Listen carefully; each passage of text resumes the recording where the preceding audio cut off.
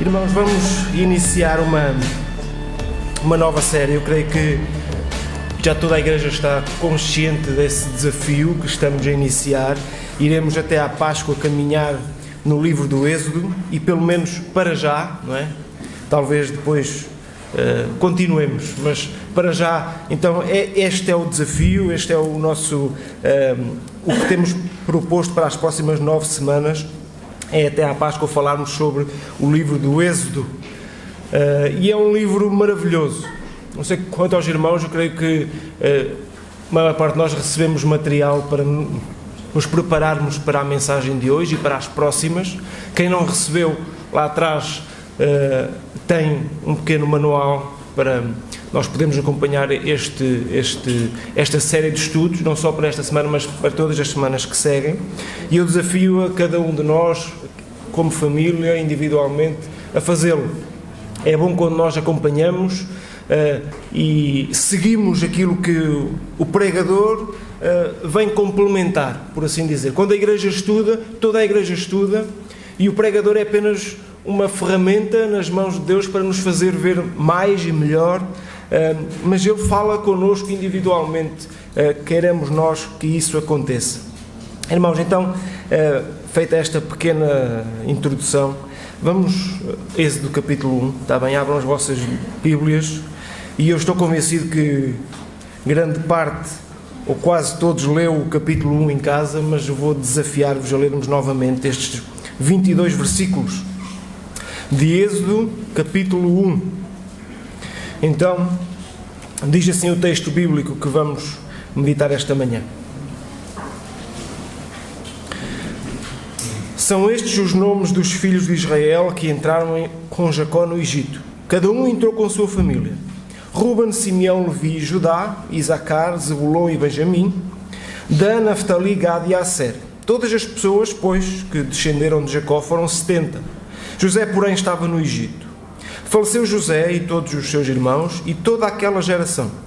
Mas os filhos de Israel foram fecundos e aumentaram muito e se multiplicaram e grandemente se fortaleceram, de maneira que a terra se encheu deles. Entre mentes se levantou um novo rei sobre o Egito, que não conhecera a José. Ele disse ao seu povo: eis que o povo dos filhos de Israel é mais numeroso e mais forte do que nós. Eia, usemos de astúcia para com ele, para que não se multiplique e seja o caso que, vindo guerra, ele se ajunte com os nossos inimigos, peleje contra nós e saia da terra. E os egípcios puseram sobre eles feitores de obras para os afligirem com suas cargas. E os israelitas edificaram a Faraó as cidades celeiros Pitom e Ramsés. Mas quanto mais os afligiam, tanto mais se multiplicavam e tanto mais se espalhavam, de maneira que se inquietavam por causa dos filhos de Israel. Então os egípcios, com tirania, faziam servir os filhos de Israel e lhes fizeram amargar a vida com dura servidão em barro e em tijolos e com todo o trabalho no campo, com todo o serviço em que na tirania os serviam. O rei do Egito ordenou às parteiras hebreias, das quais uma se chamava Sifrá e outra Puá, dizendo: quando servires de parteira às hebreias, examinai. Se for filho, matai-o, mas se for filha, que viva. As parteiras, porém, temeram a Deus e não fizeram como lhes ordenara o rei do Egito, antes deixaram viver os meninos. Então o rei do Egito chamou as parteiras e lhes disse: por que fizeste isso? E deixaste viver os meninos?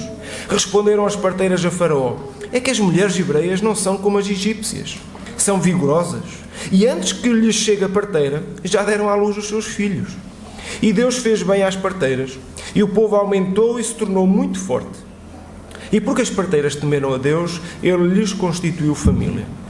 Então ordenou a Faraó a todo o seu povo, dizendo: a todos os filhos que nasceram, aos hebreus lançareis no Nilo, mas a todas as filhas deixareis viver. Este é o texto que serve de base ao nosso estudo esta manhã. Em termos de estrutura de texto, ele é muito fácil de dividir, muito fácil de analisar. Ele é composto por duas grandes partes. A primeira vai até ao versículo 7. O versículo 8 é uma pequena ligação entre as duas partes. E a segunda grande parte, ou o segundo grande grupo, vai do versículo 9 ao versículo 22. Este segundo grande grupo, do 9 ao 22, também ele se pode dividir em 3 pequenos grupos. Mas é assim que está composto o texto. 2 grandes grupos, do versículo 1 ao 7, o versículo 8 serve de ligação para a segunda parte, do 9 ao 22. Falar de Êxodo, sem falar de Gênesis, é perder um bocadinho da ligação. O texto hebraico original refere até que a primeira palavra de Êxodo, capítulo 1, versículo 1, é I. Nós não temos isso no português. A versão que eu utilizo começa por são estes os nomes e muito provavelmente serão similares às versões que os irmãos usam. Mas o original, no hebraico, tem a palavra I. Pequena letra também, não é? E isto significa que aquilo que está a ser relatado é a continuação daquilo que vem do Gênesis. E é verdade que nós, quando começamos a ler Êxodo, ainda se sente um bocadinho o cheiro de Gênesis. Ainda se sente um bocadinho o aroma de quem? De José. Não é? É inevitável nós olharmos um bocadinho às páginas anteriores e lembrarmos aquele encontro maravilhoso entre José e os seus irmãos, lá no capítulo 45. Lembrarmos aquele momento que é relatado no versículo 14, que nos diz que José se lança ao pescoço de Benjamim. Naquele encontro tremendamente emocional entre José e os seus irmãos que tinham vendido aquele homem como escravo, que foi parar ao Egito e se coloca numa posição de poder perdoar os seus irmãos. E esta é uma demonstração poderosa de perdão. Aquilo que José faz com os seus irmãos motiva-nos a perdoar. Diz o versículo 14 lá do capítulo 45 que ele, lançando-se ao pescoço de Benjamim, seu irmão, chorou. E abraçado com ele chorou também Benjamim. José beijou a todos os seus irmãos e chorou sobre eles. Que cena maravilhosa. Já meditámos várias vezes sobre este episódio da vida de José. Mas este episódio de perdão possibilitou que a família de José, a família de Jacó, toda ela se levantasse lá desde Berseba, e porque passava dificuldades, passava fome, José deu-lhes a possibilidade de virem e descerem ao Egito e lá morarem e lá encontrarem sustento para a sua vida. Lá no capítulo 46 diz que então se levantou Jacó de Berseba e os filhos de Israel levaram Jacó seu pai e seus filhinhos e as suas mulheres nos carros que o faraó enviara para o levar. Tomaram o seu gado e os bens que haviam adquirido na terra de Canaã e vieram para o Egito, Jacó e toda a sua descendência. E ali eles encontraram sustento. Porque José ali estava, porque Deus permitiu que José ali estivesse no Egito. E não só estivesse, mas fosse alguém importante, a desempenhar um papel importante naquela sociedade. Permitiu que o povo, os filhos de Israel, os filhos de Jacó, pudessem vir para o Egito e ali encontrar sustento para a sua vida. Mas no capítulo 50 vemos a morte de José.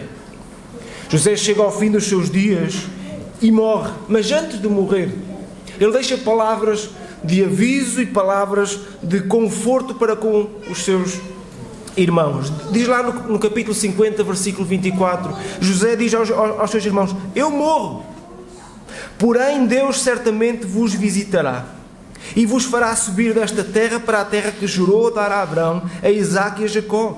José fez jurar os filhos de Israel, dizendo: certamente Deus vos visitará e fareis transportar os meus ossos daqui. No momento da partida de José, ele não quis deixar de lembrar os seus irmãos, e quando vemos irmãos, vemos toda aquela família que começava a crescer, de que eles deveriam ter bem presente na sua mente e no seu coração, de que ele sim iria morrer, mas Deus iria visitá-los. Deus certamente vos visitará e vos fará subir desta terra. José estava a dizer ao seu povo: vocês estão aqui, mas não vão estar por muito tempo. Deus vos visitará e irá levar-vos daqui embora. Porque essa é a promessa de Deus. Foi isso que Deus jurou dar a Abraão, a Isaque e a Jacó. E José fez jurar os filhos de Israel, dizendo: certamente Deus vos visitará e fareis transportar os meus ossos daqui. Por isso, quando começamos a ler o livro do Êxodo, não podemos esquecer tudo o que está logo e imediatamente atrás e perceber que estamos perante cumprimento, estamos perante promessas vívidas do Senhor para com aquele povo. Estamos perante um momento de transição, segundo as palavras de José, em que o povo está no Egito, mas tem a promessa de que irá sair. Tem a promessa de que irá para um lugar melhor que Deus tem para eles. E essa promessa vem desde o tempo de Abraão. Podíamos ir lá a Gênesis capítulo 12, não vamos fazer para pouparmos algum tempo. Mas lá, desde o momento em que Deus promete a Abraão que fará da sua família, da sua descendência, uma grande nação, desde esse momento até aqui, ao Êxodo que nós estamos a ler, passaram-se cerca de 4 séculos, 400 anos, desde a promessa em que Deus diz a Abraão que da sua descendência fará uma grande nação, até aqui passam-se 400 anos. E José ainda não esqueceu esta promessa. E o povo também não deve esquecer esta promessa. Portanto, quando nós olhamos para este início do capítulo 1 de Êxodo, o contexto histórico é um pouco diferente. 4 séculos depois desta promessa, o texto do capítulo 1 de Êxodo, que já lemos, mostra o povo escravizado, forçado a fabricar tijolos, forçado a fazer obras e construir cidades para o faraó. E isto é a revelação de Deus, de como o plano de Deus é eterno. Já muitos filmes se fizeram acerca do Êxodo, sabiam? Certamente sabem. E eu acho que muitos mais seriam possíveis fazer, porque o relato que nós vemos no Êxodo é tremendo, é uma grande série, para quem gosta de séries. É uma grande série histórica. Mas não é uma série que fala de feitos humanos, como muitas vezes os filmes apontam. Mas é uma série que fala do plano eterno de Deus para o seu povo. E é uma série que não termina no Êxodo, mas que vai até aos Evangelhos. Vai até Jesus, o nosso Salvador e o nosso Libertador. Em Jesus nós vemos o epílogo total da série. O êxtase é visto em Jesus. Porque todo o plano de Deus para libertar o seu povo começa na promessa dada a Abraão, mas continua em nós. Continua em nós. Nós fomos libertados, tal como o povo foi libertado do Egito, e vamos ver isso no decorrer do estudo do Êxodo. Também nós fomos libertados da nossa escravidão. E essa é uma história tremenda, uma história e tanto, não é? É uma história maravilhosa. O tema do Êxodo, o grande tema do Êxodo é libertação. E não existe libertação sem um libertador. A grande história da nossa vida é a libertação. Porque nós fomos libertados do pecado. E não existe libertação também na nossa vida, também na nossa experiência, sem um libertador. Então vamos agora olhar para o texto, os primeiros 7 versículos, como dissemos há pouco, a primeira parte. Eu chamei-lhe bênção e multiplicação. Durante os anos em que José serviu como governante do Egito, a sua família foi extremamente respeitada, não é? José era respeitado, José tinha uma função muito importante no Egito. Então, mesmo depois da sua morte, nos primeiros tempos, a sua memória foi honrada pela forma como os egípcios trataram os hebreus. Deus cumpriu as promessas da aliança que havia feito a Abraão. É interessante nós notarmos que é apresentada uma lista de pessoas nestes primeiros versículos, e a lista é pequena, de pessoas que vieram desde lá à terra de Jacó até ao Egito. O versículo 5 faz um resumo de cerca de 70 pessoas. Há versículos que dizem 76, há outros que dizem 72. É um pequeno grupo de pessoas, de 70, se bem que na altura as pessoas contavam-se de maneira diferente do que hoje. Seriam mais que 70, ok? Porque quando nós falamos de 70, falamos apenas de homens adultos. Quando falamos de homens adultos, provavelmente a partir dos 20 anos. Portanto, estamos a falar entre servos, entre mulheres e crianças, nós estamos a falar de mais pessoas. Mas era um grupo pequeno. Mas diz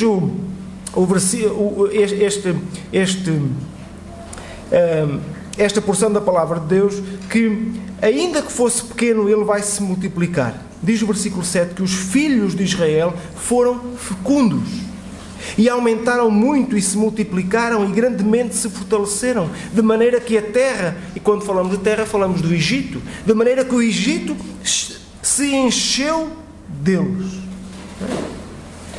Depois da promessa de Deus feita a Abraão, que faria da sua descendência uma grande nação, nós começamos a ver nesta multiplicação a forma como Deus cumpre esta promessa. No tempo do Êxodo, no tempo em que o povo sai, conta-se lá em Êxodo capítulo 12 que o grupo de todo o povo era cerca de 600.000 homens de 20 anos ou mais. Fazendo outra vez uma exponenciação de que não contamos só homens, mas contamos também mulheres e crianças, estamos a falar de um grupo de cerca de 2 milhões de pessoas. Pelo menos, dizem os estudiosos. Há estudiosos que apontam até para 3 milhões de pessoas. Portanto, quando nós olhamos para o início com que isto começa, cerca de 70 pessoas, 72, 76, 200 ou 300, se fizermos a multiplicação do número total de pessoas para 2 milhões de pessoas, imaginem como o povo se desenvolveu, se multiplicou e se reproduziu no Egito. Grandemente. A expressão aumentaram muito, que nós vemos no versículo 7, no original significa como que se enxamearam. Quando nós vemos um enxame de insetos, um enxame de abelhas, que são tantos, que nós nem conseguimos contar. Quando o apicultor chega e tira aquela peça que traz mel, é impossível contar aquele enxame de abelhas, porque são tantos que não se podem contar. A expressão usada para o aumento do povo, para a multiplicação do povo é essa. O povo se enxameou, se multiplicou, como se fossem insetos a zumbir no Egito. E foi precisamente isto que começou a assustar os egípcios. E esta foi um cumprimento da promessa de Deus feita a Abraão.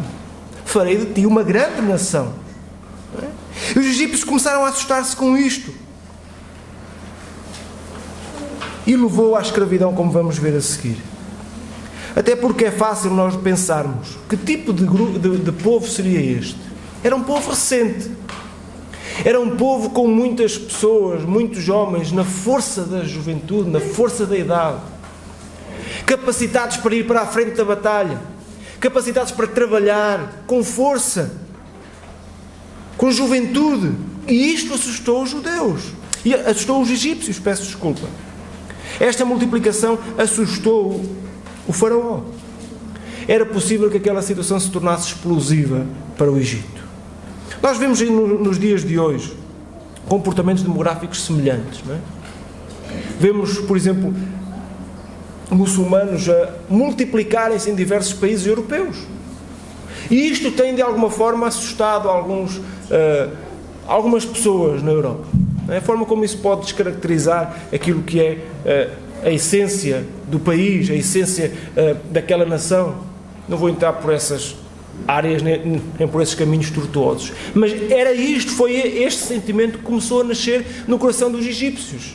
Eles começaram a pensar, bem, esta gente está aqui a multiplicar, daqui a algum tempo são mais que nós, não é? São mais que nós. A situação poderia tornar-se complicada. Então começou a nascer no coração do faraó alguma hostilidade. Há pouco eu falei-vos, nas partes da estrutura do texto, falei-vos no versículo 8, que era um versículo de ligação entre a primeira parte e a segunda parte. E reparem, o versículo 8 diz que, entretanto, entre mentes, se levantou um novo rei sobre o Egito, que não conhecera José. Neste versículo, José é esquecido. Diz-nos o texto que levantou-se um novo rei sobre o Egito, que não conhecera José, mas não é só, o versículo não nos diz só que ele não conheceu José, porque era normal que não conhecesse José. Se José estava morto, já passaram alguns anos, é normal que não o tivesse conhecido. Mas não é tão normal que se tivesse esquecido. Não é tão normal que um homem tão importante como foi José na terra do Egito fosse esquecido. Que as suas obras fossem esquecidas. Não é tão normal que a sua ajuda para a preparação dos 7 anos de fome fosse esquecida da história. Mas a verdade é que foi. E isto é uma lição para cada um de nós. Aquilo que este versículo nos diz, irmãos, é que o tempo passa. A história passa. E até aquilo que é importante acaba por ser esquecido. A vida é como um palco giratório. Já ouvimos esta expressão? Muitas vezes nós, em algum momento da nossa vida, nós estamos na frente do palco, somos importantes, somos reconhecidos, as pessoas olham para nós, tudo o que nós fazemos é aplaudido. Mas chega um ponto, chega uma altura em que nós somos esquecidos. Nós somos completamente negligenciados. E reparem como até José é esquecido pelo rei do Egito, o novo rei, que se levantou, que não o conhecera e que esqueceu. A mudança é uma das coisas mais certas que temos na nossa vida. A mudança e a volatilidade. Nós somos voláteis. Nós não iremos permanecer para sempre. A nossa memória não irá manter-se para sempre. Aquilo que nós fizemos não estará sempre na mente das pessoas, porque a vida passa muito rápido. E então, a partir deste momento, a partir do momento em que o rei se esqueceu de José, as coisas começam-se a complicar para o povo judeu lá no Egito. E começa o segundo grande grupo do texto, que se pode dividir em 3 partes. A primeira parte fala-nos da primeira estratégia de Faraó. A estratégia 1, que é a aflição da escravidão e a surpreendente consequência. Do versículo 8 ao versículo 14. A aflição da escravidão e a surpreendente consequência. Irmãos, há um filme que eu já vi muitas vezes e talvez seja um dos meus filmes favoritos, se bem que isso não é um grande cartão de visita para um homem, pai de filhos e daqui a chegar aos 40 anos. É o Titanic, não é? Estão a ver que não é um bom cartão de visita? O Titanic fala de uma história verídica, de um navio que parte de Southampton para os Estados Unidos, para Nova Iorque, se não me engano. Mas que naquele processo, naquela viagem, o navio se afundou. E quase todas as pessoas daquele navio morreram. Há umas semanas atrás, eu e a Daniela acabámos por passar os nossos olhos novamente por aquele filme. E ela percebeu quantas falas eu sei de cor daquele filme. O que foi um bocadinho constrangedor. Mas o início do filme retrata tanta alegria. Não sei se os irmãos relembram o filme. Tanta alegria. Um navio imponente. Há uma certa altura do filme que diz que o navio ainda cheirava a tinta fresca. O navio a estrear. Fazia a sua primeira viagem, a viagem inaugural. Tanta alegria. 2 jovens, se bem que talvez isso não tenha acontecido, mas 2 jovens ganham um bilhete no último momento a jogar póquer e entram naquele navio. Tanta alegria. São mostradas salas imponentes, tudo maravilhoso, tudo belo. As pessoas estavam satisfeitas e alegres, mas não faziam ideia que estavam a fazer a sua viagem para a morte. Não é? E lá, naquele mar gelado, morreram afogadas e congeladas e tudo mais. Não é? O povo judeu fez uma viagem. Não é? Fez uma viagem. Uma viagem desde a terra de Jacó para o Egito. E lá esperavam encontrar o quê? Sustento.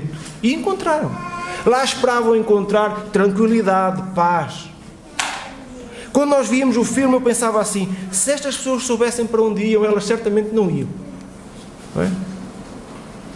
E nós podemos pensar, bem, se os judeus soubessem para o que iam, se calhar não iam. Porque eles foram à procura de alguma coisa boa e encontraram escravidão, como diz estes versículos seguintes, do 9 ao 14. Mas a pergunta é: será que os judeus não sabiam para onde iam? Será que os judeus estavam mesmo a fazer uma viagem às cegas? Lá no Gênesis capítulo 15, versículos 12 a 14, podem abrir, este versículo vamos ler. Diz que, Gênesis 15, versículo 12: ao pôr do sol, caiu um profundo sono sobre Abrão, e grande pavor e cerradas trevas o acometeram. Então lhe foi dito: sabe com certeza que a tua posteridade será peregrina em terra alheia, e será reduzida à escravidão, e será afligida por 400 anos. Mas também eu julgarei a gente a que tem de sujeitar-se, e depois sairão com grandes riquezas. E tu irás para os teus pais em paz, serás sepultado em ditosa velhice. Deus havia dito a Abraão que os seus descendentes iriam para um país estrangeiro, lá seriam escravizados, lá seriam maltratados, mas prometeu libertá-los por seu poder quando fosse a hora certa. Lá em Deuteronômio, Deus compara o Egito a uma grande fornalha de ferro, onde o povo iria sofrer, mas seria nessa fornalha que o povo seria capacitado, seria fortalecido, seria transformado e se iria tornar numa nação poderosa. Então esta viagem de aparente insucesso, ela fazia parte do plano de Deus. Ela fazia completamente parte do plano de Deus. E era algo que estava já escrito, era algo que estava já avisado, era algo que estava já profetizado que iria acontecer. Mas importa percebermos porque é que os egípcios, de facto, acharam que era bom escravizar este povo. E esta foi a primeira estratégia de Faraó para hostilizar o povo hebreu. Israel tinha sido, como nós vimos, uma fonte de bênçãos naquela terra, como José havia sido. Mas o motivo pelo qual o Faraó entende que era necessário subjugar aquele povo está no versículo 10 e 11. Diz: eia, usemos de astúcia para com ele, para que não se multiplique. E aconteça o seguinte: imaginemos que vêm nossos inimigos guerrear contra nós. Se eles se aliarem aos judeus, eles são tantos, nós vamos perder. Essa era a ideia do Faraó. Seja o caso que, vindo a guerra, ele se ajunte com os nossos inimigos, peleje contra nós e saia da terra. E isto era o raciocínio normal. O Faraó julgava, via o povo a crescer, via o povo fortalecido e pensava: se vierem algum inimigo contra nós, juntam-se aos judeus e acabam connosco. Portanto, o Faraó estava a pensar na segurança nacional daquele país, uma vez que poderia perfeitamente acontecer isso. Mas será que era só isso? Será que o motivo da segurança nacional era só o único motivo para escravizar o povo de Israel? Era capaz de não ser só isso. Como nós vimos há pouco no versículo 8, por isso eu disse que era um versículo de ligação, um versículo importante no texto.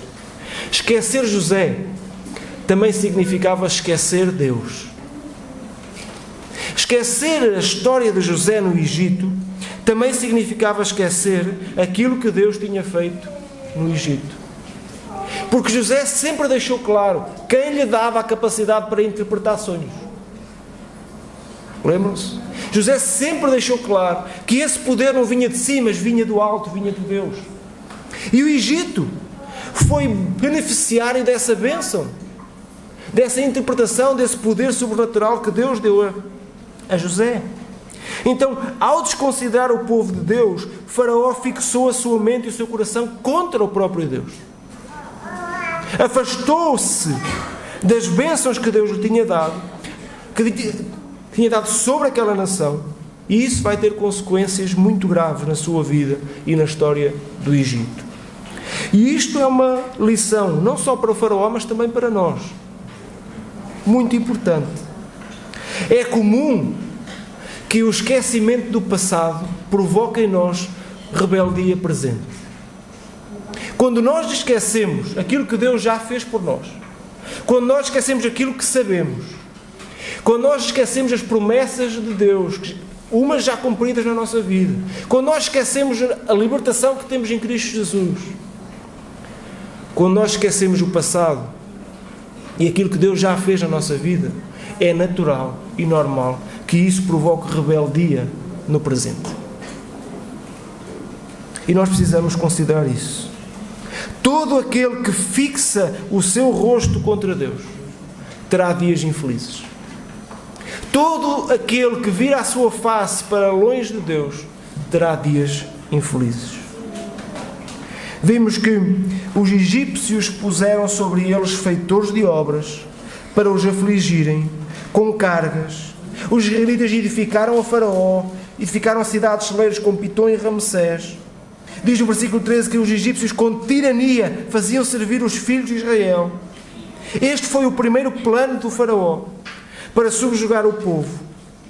Mas, no versículo 12, diz-nos que quanto mais os afligiam, tanto mais se multiplicavam e tanto mais se espalhavam. O povo resistiu à aflição da escravidão. E não só resistiu, mas surpreendentemente continuava a multiplicar-se, continuava a espalhar-se e continuava a fortalecer-se. Continuava a fazer aquilo que o faraó queria evitar, que era o seu aumento. Deus fazia cumprir o seu plano neste momento, mesmo no mais ardente sofrimento e desgosto do seu povo. O plano de Deus continuava em marcha, continuava em execução, mesmo contra a vontade do faraó. E isto diz-nos que quando Deus interfere em prol do seu povo, em favor do seu povo, sendo gracioso para com o seu povo, não há nada que possa interferir nesse favor. Nada. Nem o homem mais poderoso à face da terra, nem o homem mais poderoso do Egito, nem a escravidão pôde interferir no plano de Deus para a vida do seu povo. A bênção de Deus fez com que o povo continuasse a multiplicar-se e a aumentar naquela terra. Então era preciso fazer mais alguma coisa. Era preciso pensar numa outra estratégia para que o povo de Israel parasse de crescer, parasse de evoluir, para que o plano de Deus não fosse executado. A segunda estratégia do faraó, a partir do versículo 15 até ao versículo 21. Estratégia 2, a matança dos meninos hebreus e o papel das parteiras. Considerando aquilo que vimos anteriormente, que o povo se continuava a multiplicar, o rei do Egito teve uma ideia. Era necessário fazer mais alguma coisa. Então ele decidiu atacar o segredo da força de um povo. O segredo da força de um povo são os bebés do sexo masculino. Esse é o segredo da força, do crescimento, do aumento. Eu estava preocupado por perceber se a minha descendência iria terminar. Mas, graças a Deus, vai continuar, não é? Vai continuar a haver aí qualquer coisa, Miguel. Os bebés do sexo masculino são, de facto, a força de um povo. E o faraó sabia que se ele matasse os bebés do sexo masculino, o que é que iria acontecer? No povo hebreu só iriam haver meninas, que provavelmente iriam se casar com egípcios ou com escravos egípcios, e com o passar do tempo aquele povo iria terminar. É isso. Era esse o plano do faraó. Então o que é que ele faz? Reparem que ele não toma uma posição, ou seja, pessoal. Nem sequer pede a servos egípcios que façam alguma coisa. Ele vai buscar duas mulheres hebreias, ou seja, parece que faz as coisas um bocadinho às escondidas, e espera a cooperação delas. Ele diz: quando servires de parteira às hebreias, examinai. Se for filho, matai-o. Mas se for filha, que viva. Portanto, se este plano tivesse dado certo, muito provavelmente o faraó teria exterminado e terminado com o povo judeu em alguns anos. Não é? Isso iria acontecer. E é importante nós olharmos para este episódio e recordarmos um semelhante. Êxodo capítulo 1 relaciona-se muito com Mateus 12, quando Herodes se lembra também de, já que andam a dizer que há um rei, não é? Então vamos matar os meninos, vamos matar todos aqueles que nascerem em Belém. E é curioso nós olharmos para os dois episódios e percebermos que a tentativa de Satanás é impedir a chegada do libertador em qualquer um dos episódios, no Êxodo e em Mateus. A tentativa de Satanás, com uma estratégia semelhante, que era matar os recém-nascidos, era impedir a chegada do libertador. Mas não conseguiu em nenhuma das tentativas. Deus não permitiu que isso acontecesse. E ele usou estas mesmas mulheres, estas parteiras, para frustrar o plano do faraó.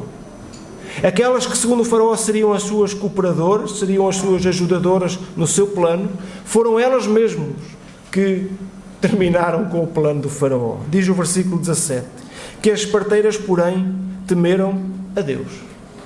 E não fizeram como lhes ordenara o rei do Egito. Antes deixaram viver os meninos. Elas temeram a Deus. E não só temeram a Deus, mas desobedeceram à ordem do faraó. Desobedeceram. Este é o primeiro relato, o primeiro episódio nas Escrituras que nós vemos de alguém que, segundo o texto nos diz, desobedece a um monarca ou tem uma desobediência civil. Não é? Alguém se lembra de outras desobediências civis que a Bíblia nos relata? Daniel e os seus amigos, não é? Eles tinham uma ordem para cumprir, eles tinham que obedecer ao rei, tinham que curvar-se perante aquela estátua, não podiam orar senão ao rei. E o que é que eles fizeram? Desobedeceram. Temos o episódio do Antigo, mas se quisermos ir ao Novo, também podemos ir. Os apóstolos, lá em Atos, capítulo 5, se não me engano, foram convidados, depois de um grande enxerto, foram convidados a não pregar mais, a não falar mais, a não citar mais o nome de Jesus. O que é que eles fizeram?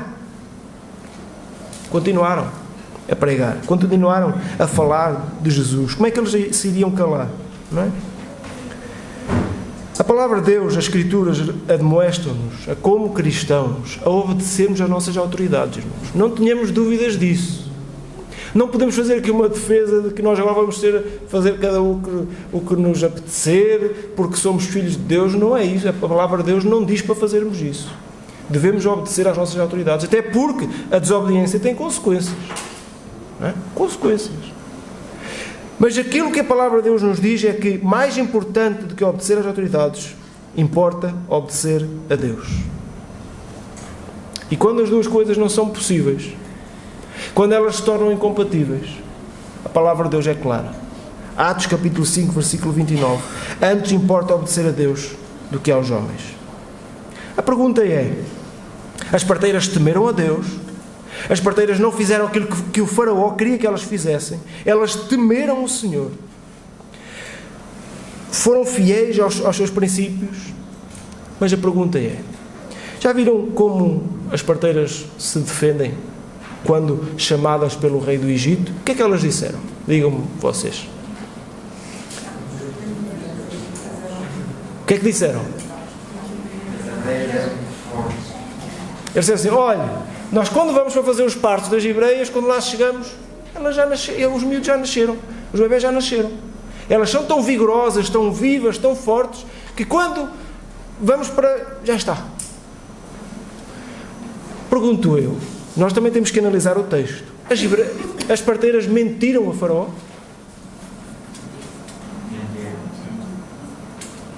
Mentiram? De certeza? Como é que podem dizer que as hebreias mentiram? Será que elas chegavam lá e os bebés não tinham já mesmo nascido? Alguém vos diz o contrário? A palavra de Deus diz o contrário. Diz que de facto elas chegaram lá e os bebés não tinham nascido, elas ajudaram, mas depois inventaram uma desculpa. Elas podem ter mentido, mas também nada nos diz que mentiram. As mulheres hebreias podiam de facto ser mais vigorosas no parto. Quem nos diz o contrário? Quem nos diz? Nós não podemos dizer. Aparentemente nós dizemos, estas mulheres inventaram uma desculpa, não é? Em bom português, é quase que eram portuguesas. Inventaram uma desculpa e mentiram ao Faraó. Mas o texto talvez não nos dê essa certeza. As mulheres hebreias, de facto, poderiam ser vigorosas. Não somos informados de que esta era uma afirmação profundamente falsa. Mas também não podemos ter a certeza que, de facto, as mulheres hebreias tinham os partos antes das outras. Uma coisa nós temos a certeza, irmãos. E é por isso que as parteiras são abençoadas por Deus. Não é pela desculpa que inventaram. Não é pela forma como se defenderam perante o Faraó. porque nos diz que Deus fez bem às parteiras e o povo aumentou e se tornou forte, e porque as parteiras temeram a Deus, Ele lhes constituiu família. Não foi porque as parteiras souberam justificar perante o faraó que foram abençoadas por Deus, mas elas foram abençoadas por Deus porque temeram a Deus, porque preferiram obedecer a Deus. Podia até ser considerado contra a natura. Aquilo que o faraó estava a pedir a uma parteira era que alguém que tinha a função de colaborar com a vida passasse a ser um agente da morte. Não é? Porque uma parteira colabora com a vida. Colabora no ato de um bebê nascer, nos primeiros segundos da vida. E aquilo que o faraó lhes pediu era que elas fossem agentes da morte. Só isso já era contra a natura, contra a sua função. Mas a verdade é que, mentindo ou não, arranjando uma desculpa verdadeira ou falsa, a verdade é que estas mulheres foram abençoadas por Deus porque elas temeram a Deus. E foram usadas no plano de Deus para que o povo continuasse a crescer-se e a multiplicar-se. Deus fez bem às parteiras, por isso mesmo. Portanto, importa que nós pensemos naquilo que nós podemos fazer. Qual é o nosso papel? Ainda que pequeno, ainda que fraco, o que é que nós podemos fazer na obra de Cristo? Nós podemos ser chamados a fazer uma coisa muito pequena, mas que terá um efeito tremendo no plano de Deus. Joseph Excel diz que a fé em Deus capacita os homens a dar uma razão para não errarem. A fé em Deus capacita os homens a dar uma razão para não errarem. E esta foi a razão que elas deram. Mas a verdade é que a sua fé levou-as a não cometerem um erro. E Deus abençoou-as. Terceira estratégia, e caminhamos para o fim. Versículo 22. Estratégia 3 do faraó. O afogamento dos bebés meninos e a ironia do futuro. O rei do Egito não sabia mais o que fazer. Não é? Depois da escravidão, depois de tentar que à nascença os bebés fossem mortos pelas parteiras, por 2 vezes ele tentou reduzir a força do povo de Israel e por 2 vezes fracassou. Então ele tinha de tomar mais alguma medida. Ele tinha de fazer mais alguma coisa, e mais alguma coisa drástica. Era imperativo que ele agora deixasse talvez de declarar guerra silenciosa aos hebreus, e era a altura de declarar guerra audível entre o Egito e o povo de Israel. E é isso que ele faz. Versículo 22 diz: ordenou Faraó a quem? A quem é que ele ordenou? Digam lá o versículo. Eu sei que se calhar já passámos um bocadinho de tempo, só uns minutos da vossa atenção. A quem é que o Faraó ordenou? Não foi a parteiras hebreias, foi ao seu povo. Ele deu ordens aos egípcios: meus meninos, meus concidadãos, agora, a partir de agora, estamos em guerra. Aquilo que acontece no versículo 22 é uma declaração de guerra. Ouvimos falar muito aí de uma possível guerra que está aí a nascer, não é? Aquilo que aconteceu aqui no versículo 22 é uma declaração de guerra. Ele diz: a todos os filhos que nascerem dos hebreus lançareis no Nilo. Não é as parteiras, é, se vocês virem algum bebê hebreu, vocês pegam nele e afoguem-no. Vocês egípcios. Não é? Então, desta vez, a declaração de guerra é audível. A declaração de guerra era para colocar o Egito e o povo judeu em alvoroço. É quase como libertar as abelhas, não é? Agora vai haver guerra. Faraó toma este passo.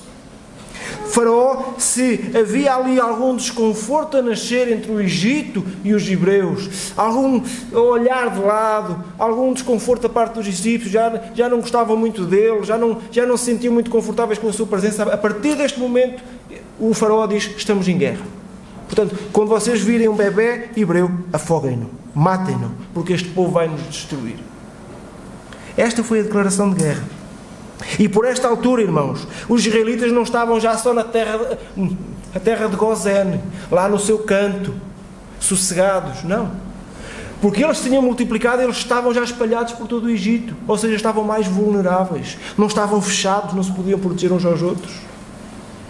Então, esta ordem do faraó era séria para o povo de Israel. Sem a providência de Deus, este decreto da parte do faraó teria acabado com Israel. Sem a providência de Deus, este decreto teria acabado com Israel. Irmãos, não pensemos só nesta parte. Pensemos nos efeitos que isto teve no povo de Israel. Aquilo que o texto nos está a dizer é que a perseguição ao povo de Israel no Egito tinha de chegar a um ponto tal que eles tinham de dizer: está na hora de nos pormos a andar daqui para fora. Aquilo que vai acontecendo e que Deus vai permitindo que vai acontecendo no Egito, que vai permitindo que o faraó faça, escravidão, matar os meninos, agora afogá-los, aquilo que Deus está a permitir é colocar na mente do povo hebreu que aquela não era a sua casa, que eles estavam a ser perseguidos e precisavam de sair dali para fora, o mais brevemente possível. Porque talvez até aquele momento, bem, eles estavam escravos, sim, mas era uma terra boa, era uma terra fértil. Nós lembramos que o povo, quando saiu do Egito, quando estava no deserto, já tinha deixado a escravidão. O que é que eles se disseram? Quem me dera estar no Egito, porque havia lá coisas, havia lá comida, panelas de carne, havia lá coisas para comer, mesmo escravos, nós se calhar estávamos lá melhor. Aquilo que Deus vai permitindo, aquilo que Deus está a possibilitar que o povo passe, é causar-lhe desconforto tal que ele perceba que aquela não é a sua terra. Sem perseguição, Israel ter-se-ia contentado em permanecer ali. Somente a adversidade, e esta adversidade que eles estão a passar, esta afronta à sua descendência, aos seus filhos, à sua nação, poderia levá-los a pensar e a querer partir dali, do Egito. Quanto pior se tornasse a pressão exercida pelo faraó, melhor o plano de Deus seria implementado. Porque quando Israel estivesse pronto a partir, quando Israel estivesse desejoso de partir, então Deus traria o libertador. Irmãos, Deus muitas vezes torna-nos desconfortáveis. Quando nós nos sentimos muito bem, quando nós estamos muito bem, quando a nossa vida tudo corre bem, o melhor é esperarmos que comece a correr mal. Não sei se é essa a vossa experiência, os irmãos têm essa experiência, essa noção. Deus não lida muito bem com o nosso conforto. E o nosso conforto nem sempre nos faz bem. Sabem? A nossa aparente felicidade, aparente bem-estar da nossa vida, tudo vai bem com os filhos, com a família, com os pais, com os tios, com os avós, com o emprego, tudo está bem. A nossa tendência, quando tudo está bem, é estarmos confortáveis demais. E o nosso conforto trazer-nos distância de Deus. Aquilo que Deus está a fazer aqui ao povo está a provocá-los, está a trazer-lhes desconforto, para eles ansiarem claramente a chegada do libertador. Irmãos, Deus tem uma cronologia, Deus tem um plano e tem uma cronologia para cumprir o seu plano. E Ele usa todos os meios, humanos e não humanos, para satisfazer essa cronologia. As coisas estão, e o livro do Êxodo fala-nos nisso, estão bem ordenadas por Deus. E o seu plano nunca é frustrado. O seu plano nunca falha. Então que nós saibamos colocar-nos no plano de Deus. O capítulo 1 retrata como Deus guarda o seu povo, quando ela era pouco em número, como ele se multiplicou, quando estava sob pressão, escravo, e quando ameaçado de extinção. Deus guarda o seu povo. Irmãos, fiquemos com esta ideia. Deus guarda o seu povo. E reparem como eu consegui pregar o capítulo 1 de Êxodo sem falar no nome de uma pessoa. Falaremos na próxima semana. Ok? O libertador chegará na próxima semana. Que Deus abençoe.